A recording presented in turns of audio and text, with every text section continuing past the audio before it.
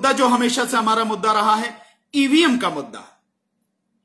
आप देखेंगे कि हमने उसमें भी हमारा, क्योंकि मेन मुद्दा है ईवीएम का मुद्दा, क्योंकि हम ये मान के चलते हैं और ये बिल्कुल सही है, इसमें आपको भी कोई संदेह नहीं होगा, आप भी इस बात को मानते हैं कि ईवीएम का मुद्दा इस देश की राजनीति में सबसे बड़ा मुद्दा है। और ये बड़े दुर्भाग्य की बात है, ये बहुत ही अफसोस की बात है कि देश की जो राजनीतिक पार्टियां हैं, या कहो कि उन्हें विपक्षी राजनीतिक पार्टियां हैं, या छोटी बड़ी जैसी भी पार्टियां हैं, ये जानते हुए भी कि चुनाव में ईवीएम सबसे महत्वपूर्ण मुद्दा है, उस सब के बावजूद भी मुद्दा है, उस सब के बावजूद भी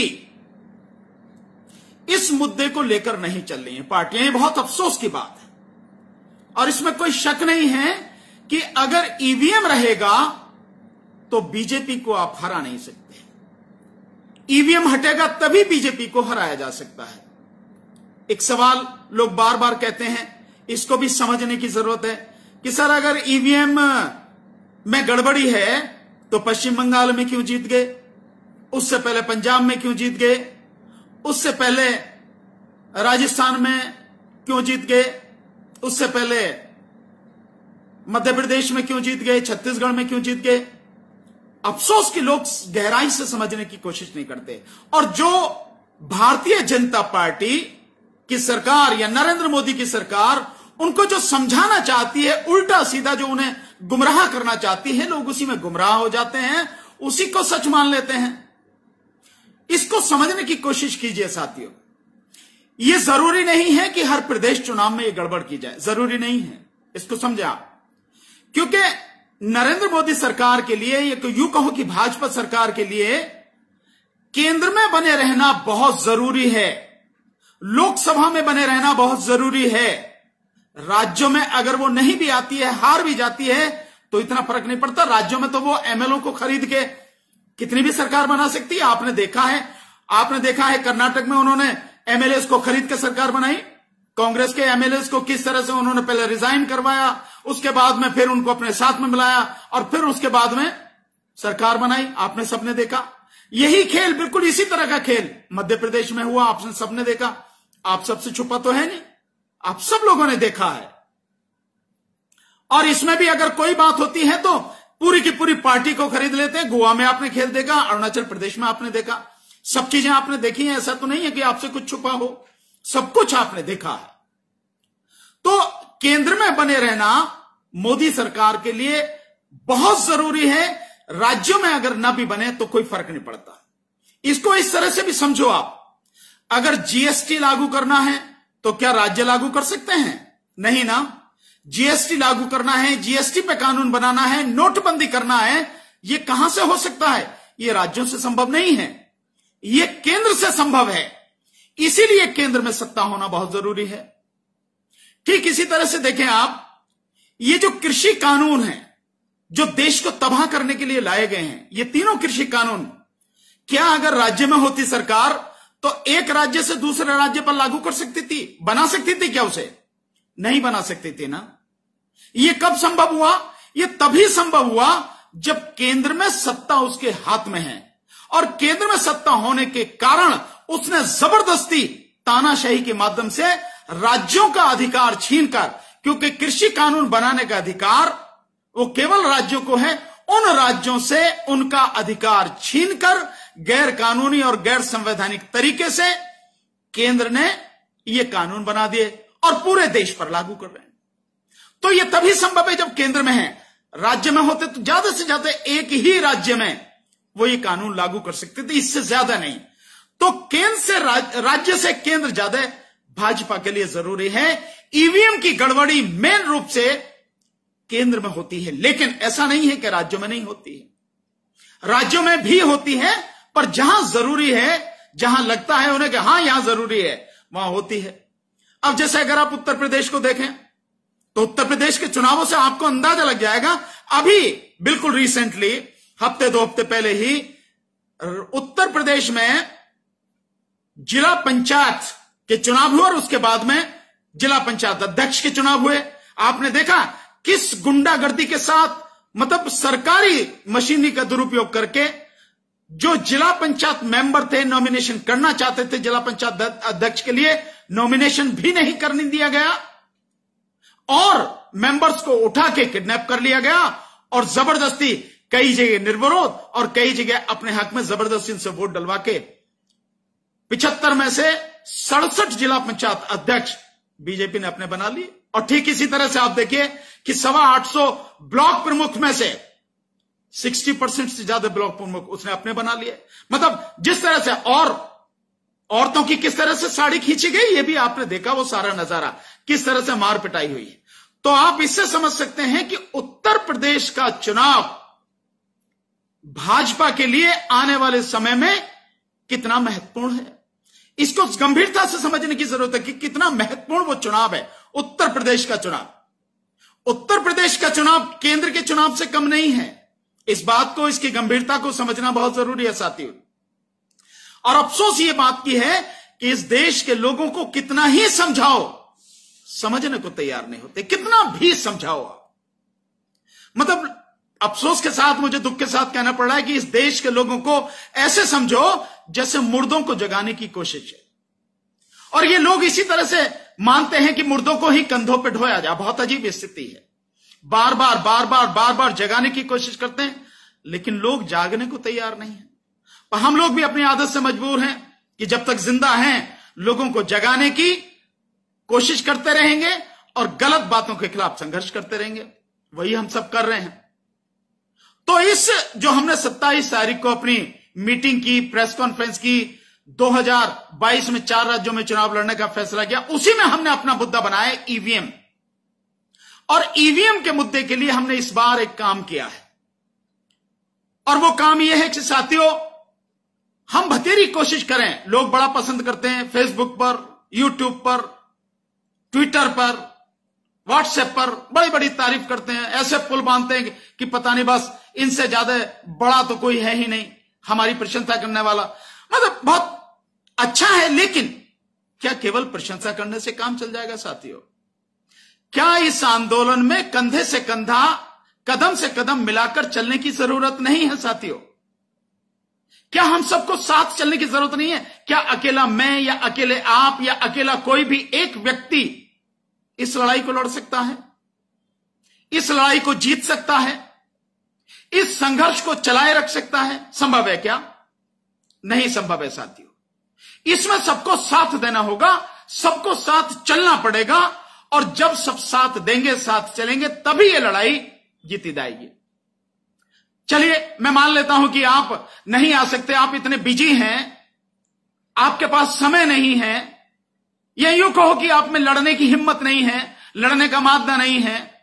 मान लेता हूं एक पल को, पर साथियों एक काम तो किया ही जा सकता है।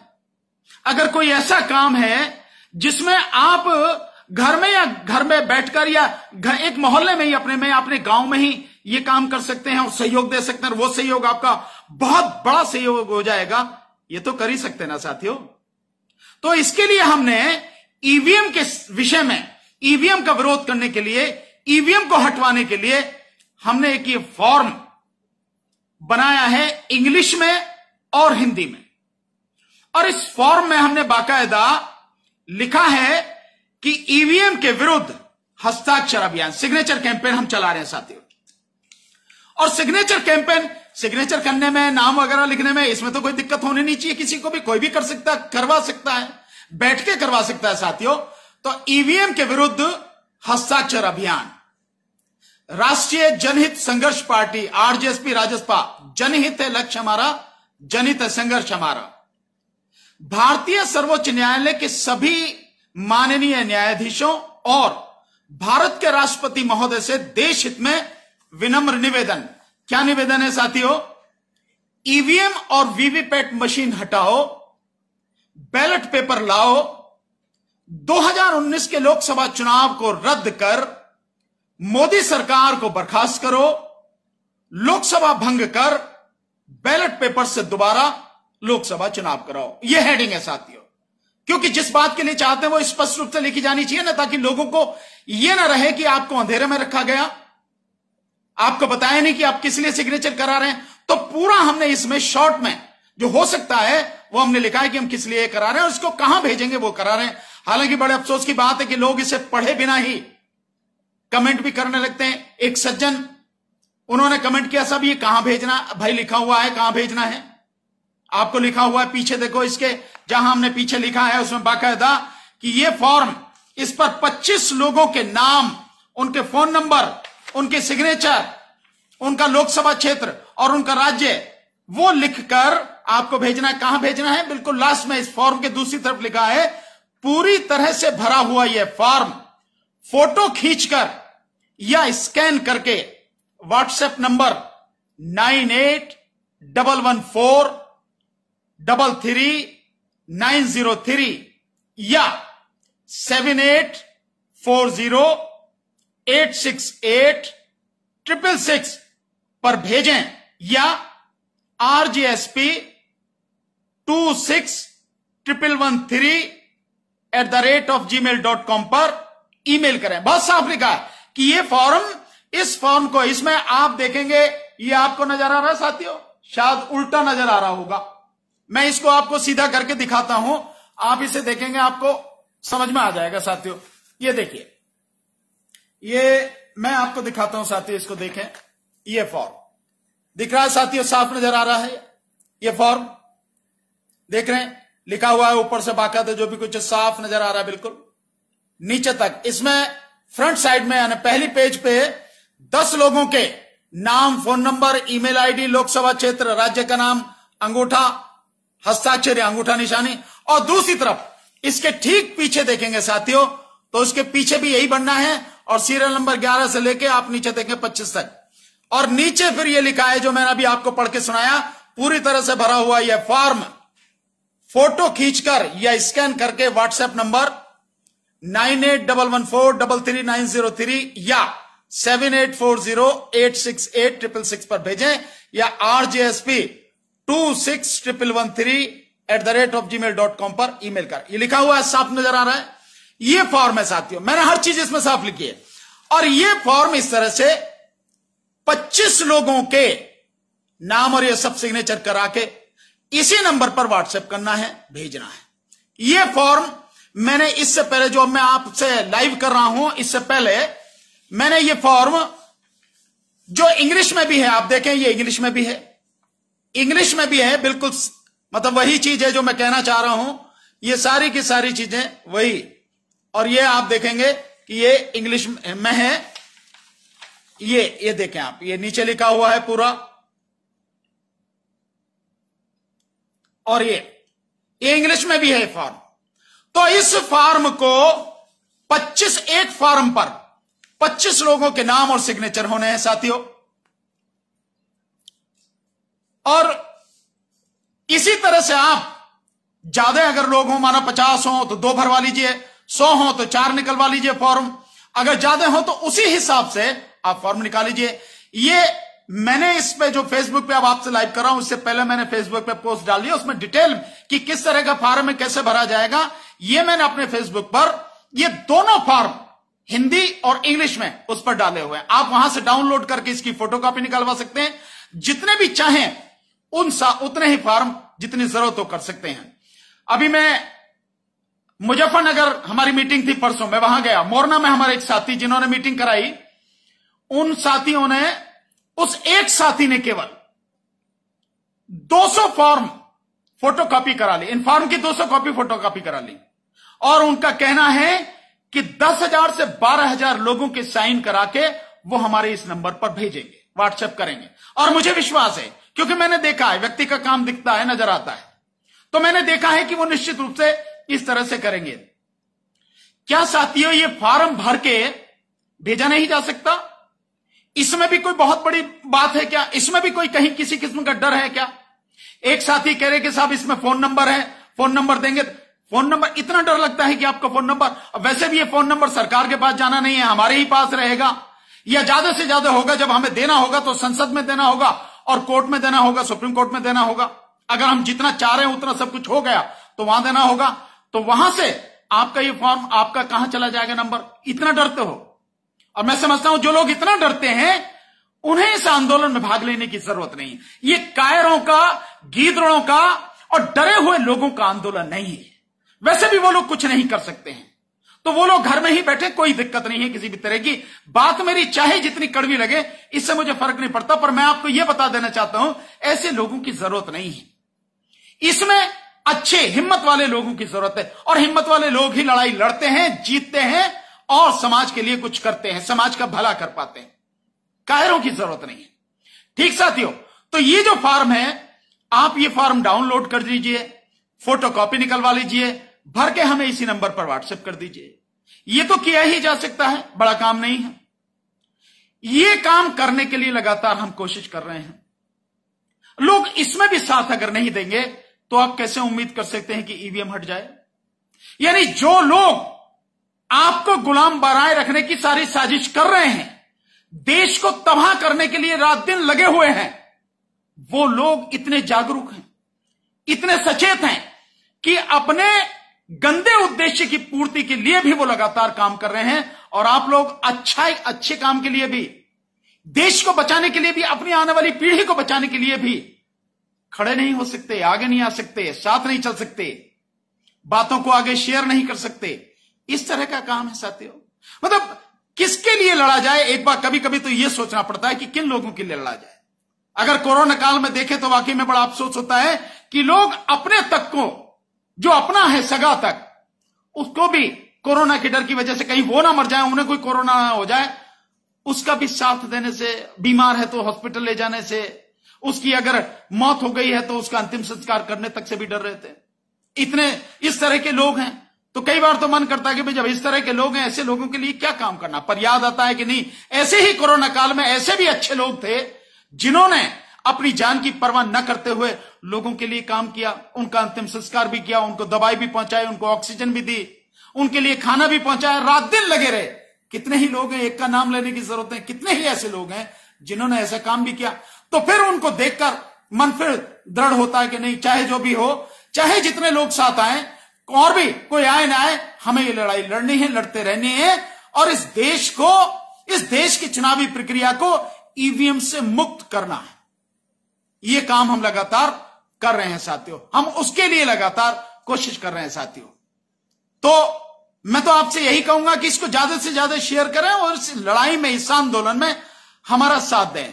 साथियों, आप कितनी भी कोशिश कर लें, अगर ईवीएम नहीं हटेगा तो आप भाजपा को नहीं हटा सकेंगे, और भाजपा नहीं हटेगी तो इस देश में जो गंदगी है, जो अन्याय और अत्याचार लगातार हो रहा है, किसी हालत में भी ये खत्म नहीं होगा, कम नहीं होगा।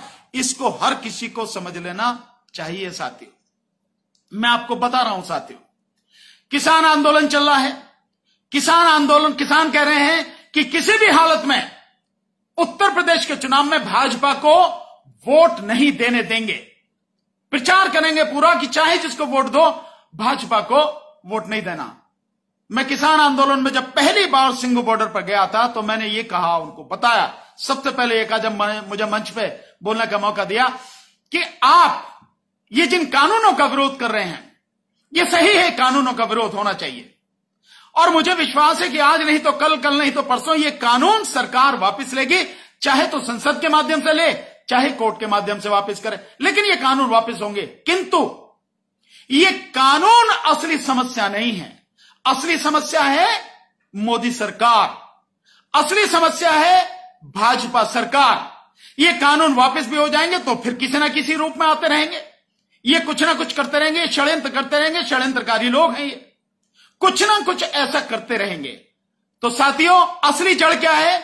वो है मोदी सरकार, और मोदी सरकार को हटाना है, एक उद्देश्य होना चाहिए।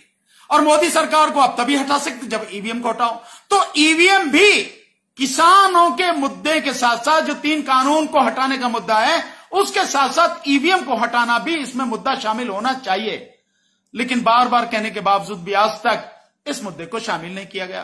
अब 2022 में उत्तर प्रदेश में चुनाव होने वाले हैं। इन चुनावों में बीजेपी के विरोध में पूरी किसान विरोध करेंगे, बीजेपी को वोट ना दिया जाए। माननीय राकेश टिकैत जी का आपने विचार सुना ही होगा, भाषण सुना ही होगा। लगातार वो कोशिश कर रहे हैं और कह रहे हैं कि भाई बीजेपी को वोट न दें, इस तरह का प्रचार करेंगे। लेकिन उत्तर प्रदेश, जैसे मैंने बताया कि केंद्र की तरह ही बहुत महत्वपूर्ण राज्य है, यहां पर अगर आप ईवीएम का विरोध नहीं करेंगे, ईवीएम को नहीं हटाएंगे, तो आप कितनी भी कोशिश कर लीजिए, कितना विरोध कर लीजिए, उसको वोट दें न दें, ईवीएम अगर उसके पास रहेगी तो आपकी वोटों का, आपके विरोध का कोई मतलब नहीं है। और आप जान लीजिए, इस बार का उत्तर प्रदेश का चुनाव बीजेपी के लिए जिंदगी और मौत का चुनाव है। ये उत्तर प्रदेश आज की तारीख में भारतीय जनता पार्टी, या यूं कहो कि आरएसएस के लिए हिंदुत्व की प्रयोगशाला बन चुका है। तो उत्तर प्रदेश बहुत महत्वपूर्ण राज्य है, और आप देख भी रहे होंगे लगातार किस तरह से वो उनकी मीटिंग चल रही है और क्या क्या सारी चीजें हो रही हैं। तो मेरा आपसे ये कहना है, सभी साथियों से कहना है कि चुनाव में अगर विरोध करना है तो ईवीएम को सबसे पहले अपने सामने रखिए और ईवीएम का विरोध कीजिए। अगर ईवीएम का विरोध होगा, अगर ईवीएम हट जाएगी, अगर ईवीएम इस्तेमाल नहीं हो पाए उत्तर प्रदेश के चुनाव में, तभी आप मानिए कि आपको सफलता मिल पाएगी। अगर ईवीएम से चुनाव होंगे, आपको सफलता नहीं मिल पाएगी। हम लोग चुनाव में जा रहे हैं, हमने पूरी ताकत से चुनाव में जाने का ऐलान किया है, लड़ेंगे चाहे जो भी हो, और इसीलिए हमने ईवीएम को मुद्दा बनाया। उसके लिए हम रात दिन कोशिश कर रहे हैं। मैं अभी पंजाब में गया था, तो पंजाब के साथियों ने बहुत जबरदस्त उत्साह इस बात के लिए, जब मैंने उनको कहा कि हम ईवीएम के खिलाफ ये आंदोलन कर रहे हैं, तो उन्होंने कहा कि सर आप आइए, हमें दीजिए फॉर्म, हम गांव गांव से आपके ये फॉर्म भरवा के हम आपको देंगे। इस तरह का सपोर्ट लगातार वहां से मिल रहा है, और मैं अगले महीने वहां जाने वाला हूं। लगातार पंजाब में खूब मेहनत करके साथियों को, सबको ये फॉर्म देके भरवा के इस लड़ाई को पूरी मजबूत बनाएंगे। और मुझे पूरा विश्वास है कि अकेले पंजाब से ही, ज्यादा भी नहीं तो कम से कम 1.5 करोड़ लोग इस फॉर्म को भरकर हमारा साथ देंगे। मुझे पक्का विश्वास है। बाकी साथियों ने जिस तरह से उत्साह दिखाया, मुझे विश्वास है। पर मैं ये चाहता हूं कि इसी तरह से उत्तर प्रदेश के, उत्तराखंड के और मणिपुर के, और इसके अलावा पूरे देश के सभी राज्यों से जो साथी हैं, जहां तक भी मेरी ये वीडियो पहुंचे, और मैं आपसे निवेदन करूंगा इसको आप ज्यादा से ज्यादा शेयर करें और पहुंचाएं। और व्हाट्सएप पर भी हमने डाला है, आप आगे भी डालने, लगातार डालते रहेंगे। और व्हाट्सएप के माध्यम से भी जहां तक पहुंचे, इस फॉर्म को डाउनलोड कीजिए, फोटोकॉपी करवाइए, भर के इसका फोटो खींच के स्कैन करके इन नंबर पर जो हमने दे रखे हैं इस फॉर्म के पीछे, उन पर व्हाट्सएप कीजिए। साथियों, लड़ाई को समझना जरूरी है। अगर आप समझेंगे नहीं, लड़ नहीं पाएंगे। हम बार बार ये चीज समझाने की कोशिश कर रहे हैं साथियों। आखिर इस गंदगी को साफ करने के लिए प्रयास तो हमें ही करना पड़ेगा, कोई और तो आएगा नहीं, कोई बाहर से तो आएगा नहीं, कोई तथाकथित ईश्वर तो आएगा नहीं, कोई अल्लाह, कोई खुदा, कोई भगवान तो आएगा नहीं। ये उसकी समस्या तो है नहीं, ये समस्या तो आपकी और हमारी है। इस समस्या का समाधान तो आपको और हम ही को करना पड़ेगा। तो हम कब तक सोते रहेंगे? कब तक हम जो है आंख मीचकर बैठे रहेंगे? कब तक हारे थके हम इस सारी चीज को चुपचाप देखते और बर्दाश्त करते रहेंगे? एक दिन तो खड़ा होना ही पड़ेगा। तो मेरा आपसे यही निवेदन है साथियों, मैं इतना जानता हूं कि जितने साथी भी आज इस समय मुझे देख रहे हैं, ईमानदारी से इन साथियों ने भी प्रण कर लिया, ये आंदोलन हम जीत जाएंगे साथियों। मुझे इसमें कोई शक नहीं है साथियों, लेकिन बशर्ते हम ईमानदारी से ये प्रण करें और इस लड़ाई को लड़ें और इस गंदगी को साफ करने की कोशिश करें साथियों। तो मेरा आपसे पुनः यही निवेदन है साथियों कि इस फॉर्म को डाउनलोड करें, फोटोकॉपी करवाएं और अधिक से अधिक मतदाताओं से सिग्नेचर कराकर ये हमें व्हाट्सएप करें या ईमेल करें। एक बात और साथियों, ये फॉर्म किसी से भी ऐसे ही नहीं भरवा देना। बड़ी अजीब स्थिति मुझे लगी, शायद एक साथी हैं, उन्होंने घर में बैठ के ही और सबके नाम करके लिख के और वो भेज दिया है। नहीं साथियों, ये ऐसा नहीं है। इसमें 18 साल से ऊपर का व्यक्ति, 18 साल और उससे ऊपर का व्यक्ति जो मतदाता है, वोटर है, उसी के सिग्नेचर होने हैं साथियों। आप ध्यान रखिए कि जो वोटर है 18 साल से ऊपर का है, उसी के सिग्नेचर होने हैं, किसी और के नहीं होने साथियों। उसी के सिग्नेचर करा के भेजने हैं। और जो इसका फोटो खींचे फॉर्म का, साफ साफ सीधे बिल्कुल करके साफ साफ खींचिए, ताकि ये समझ में आ सके और हम इसको डाउनलोड करके निकाल सकें। इस चीज को समझिए साथियों। और साथियों, एक मेरा आपसे और निवेदन है साथियों, इस बात को आप समझिए। कई लोगों का कहना है कि साहब ये तो पार्टी है, पार्टी का प्रचार है। बहुत अफसोस की बात है कि मानसिकता लोगों की बड़ी संकुचित मानसिकता है, बहुत संकुचित। अगर हम इस बात की लड़ाई लड़ रहे हैं और हम पार्टी के स्तर पर लड़ाई लड़ रहे हैं, व्यक्तिगत स्तर पर तो नहीं लड़े ना हम। ये भानु प्रताप सिंह की अकेले लड़ाई नहीं है। भानु प्रताप सिंह राष्ट्रीय जनहित संघर्ष पार्टी का राष्ट्रीय अध्यक्ष है और ये राष्ट्रीय जनहित संघर्ष पार्टी इस लड़ाई को लड़ रही है। तो हमने जो फोरम बनाया है, आप देखेंगे स्वाभाविक रूप से हमने अपनी पार्टी का नाम उस पर दिया है। आप देखें, इसमें हमने ऊपर दिया है राष्ट्रीय जनहित संघर्ष पार्टी, मेरा फोटो है, मेरा इसमें designation advocate Supreme Court national president RJSP सारा है। हम पार्टी की तरफ से ये सब कर रहे हैं, तो हम पार्टी का नाम क्यों नहीं देंगे? आप इसमें देखें हिंदी में, ये जो है राष्ट्रीय जनहित संघर्ष पार्टी, मेरा फोटो है, हमारा नारा है जनहित लक्ष्य हमारा, जनहित संघर्ष हमारा, शॉर्ट में पार्टी का नाम आरजेएसपी राजसपा। ये जब हम अपनी पार्टी के बैनर पे, हम पार्टी के माध्यम से लड़ाई लड़ रहे हैं, तो हम अपनी पार्टी का नाम क्यों नहीं डालेंगे? हम अपनी पार्टी का नाम क्यों नहीं डालेंगे? हम अपनी पार्टी के नाम से कर रहे हैं, तो इसमें किसी को भी साथ देने में क्या दिक्कत है भाई? और फिर भी आपको लगता है कि हम पार्टी का प्रचार कर रहे हैं, आप पार्टी के साथ में नहीं आना चाहते हैं, पार्टी का हिस्सा नहीं बनना चाहते हैं, ना बने। आप निकाल लीजिए, इसको टाइप करा लीजिए, इसी तरह का फॉर्म बना लीजिए, अपने संगठन की तरफ से कर दीजिए, अपनी पार्टी का नाम लिख के कर दीजिए। करिए तो सही, कम से कम कोशिश तो करिए ना। आप कोशिश करेंगे नहीं, साथ देंगे नहीं, और ये निकालेंगे कि साहब पार्टी का प्रचार। बिल्कुल पार्टी का प्रचार हो रहा है, पार्टी के लिए काम कर रहे हैं। और उत्तर प्रदेश में इस बात सरकार बनाने की लड़ाई लड़ने को मजाक थोड़ी ना कर रहे हैं। और लड़ रहे हैं हम जिस लड़ाई को आप नहीं लड़ सकते, जिसको लड़ने में आपकी टांगें कांपती हैं, वो लड़ाई हम लड़ रहे हैं। तो हम पार्टी का नाम क्यों नहीं देंगे? ये सारा काम हमारी पार्टी के झंडे तले ही हो रहा है, हमारी पार्टी के बैनर तले ही हो रहा है, और इसी के बैनर तले होगा। जिसको भी साथ देना हो दे, साथ नहीं देना चाहता है उसकी मर्जी है, उसकी इच्छा है, किसी पर कोई दबाव नहीं। हम जानते हैं हमें क्या काम करना है। तो इन सारी चीजों को ध्यान रखें। हमने कुछ छुपाया नहीं है, हम कभी कुछ छुपाते नहीं हैं, कभी कोई ऐसी चीज पर्दे के पीछे नहीं रखते हैं, और ना ही कोई डर के हम काम करते हैं। सीना तान के, पूरे विश्वास के साथ, पूरी दृढ़ता